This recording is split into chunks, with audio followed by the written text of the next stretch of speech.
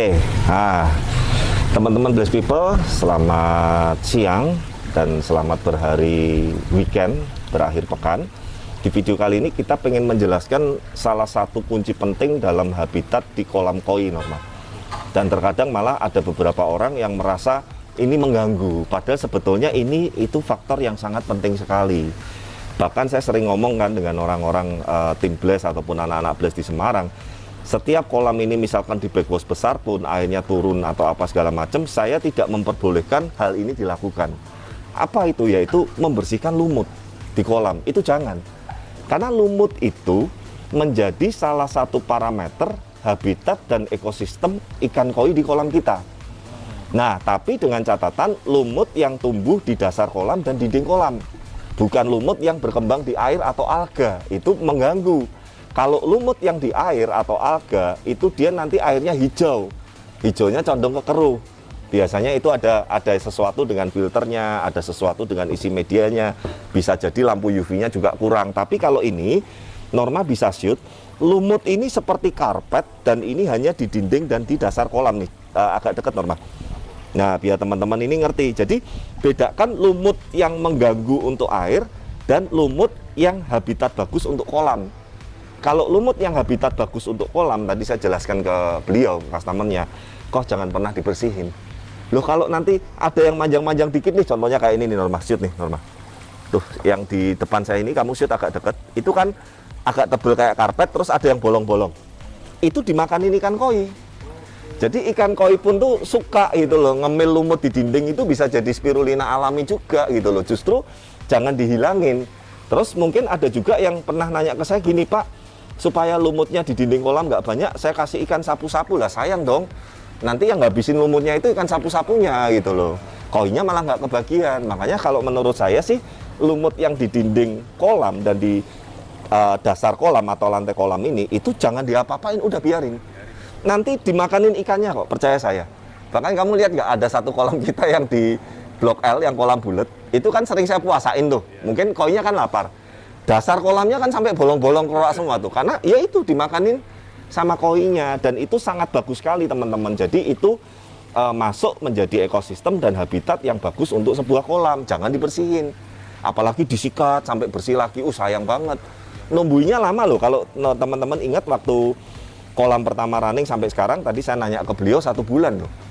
Iya, 1 bulan baru numbuh seperti inilah. Kalau disikat digosok lagi, artinya kan harus nunggu waktu numbuh lagi, sayang. Nah, itu yang pertama. Nah, yang kedua, kalau teman-teman perhatikan, saat lumut ini makin tebel, dasar kolam ini menjadi lebih gelap.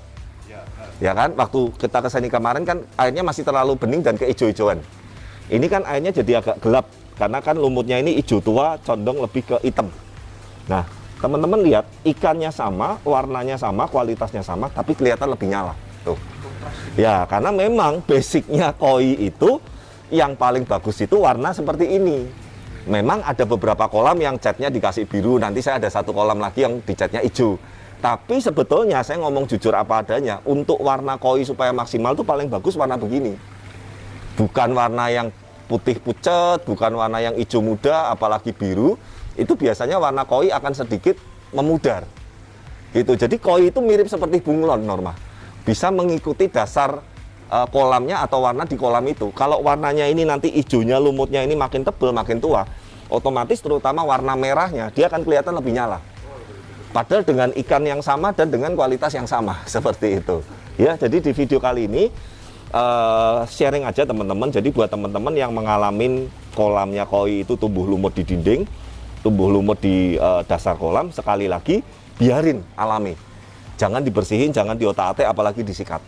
Karena itu merupakan salah satu justru yang kita harapkan dari sebuah kolam koi yang sudah mature atau yang sudah jadi, seperti itu. Dan saya salah satunya juga kalau setiap ke kolam customer yang saya lihat ini, selain air, tingkat produksi lumut di dinding dan di kolam. Kalau tingkat lumut dinding kolamnya ini biasanya sedikit banget, saya nggak usah ngomong panjang lebar, saya biasanya nanya, Pak, mataharinya kurang ya? Iya Pak. Loh kok tahu ya? Karena produksi lumutnya di dinding kolam dikit gitu. Aku lihat tuh sampai ada lumut sampai panjang rambut. Nah, itu biasanya kurang UV. Nah, jadi dia tumbuhnya ekstrim. Ngerti ya maksud saya? Yang saya maksud ini, Kalau tumbuhnya itu masih dalam batas seperti dinding karpet seperti ini, seperti tebel aja, itu nggak apa-apa. Tapi kalau memang sudah sampai rambut panjang-panjang sekali, coba cek UV-nya biasanya. Kalau UV sudah bagus juga, mungkin sumber air. Jadi ada sumber air tertentu yang memang produksi alga atau lumutnya itu tinggi. Nah, kalau terlalu tinggi, bener rambutnya itu banyak tuh. Ya, terutama biasanya di air terjun. Seperti itu. Tapi intinya overall itu bukan faktor yang mematikan ya. Jadi teman-teman harus membedakan, oh Pak, kalau berlumut atau apa bisa menyebabkan kematian? Enggak. Gitu. Yang menyebabkan kematian itu parameter di air yang paling penting itu 1 amonia, kedua pH, ketiga nitrit atau nitrat. Nah, itu yang memang harus benar-benar dijaga. Kalau kadar lumut, airnya hijau, airnya berambut, atau kadang yang paling parah nih saya beberapa nemuin kolam outdoor, airnya nih sampai kayak banyak rambut-rambut terbangnya. Bukan cuma di dinding loh Norma, tapi airnya terbang-terbang, lumutnya liar lah. Nah, itu biasanya hanya masalah UV atau media filter. Dan jangan khawatir tidak menyebabkan kematian pada ikan koi, seperti itu. Nah, kurang lebih seperti itu ya Norma ya, di edukasi kali ini mengenai betapa pentingnya dalam sebuah habitat ikan koi lumut yang tumbuh di dinding. Yang penting lumut itu terkontrol dan bagus seperti ini, itu akan menambah kualitas air dan warna ikan koi di kolam kita juga. Nah, semoga video tadi bisa bermanfaat. Jangan lupa dukung terus channel kami, like, comment, subscribe, dan sampai ketemu di video-video berikutnya. Bye.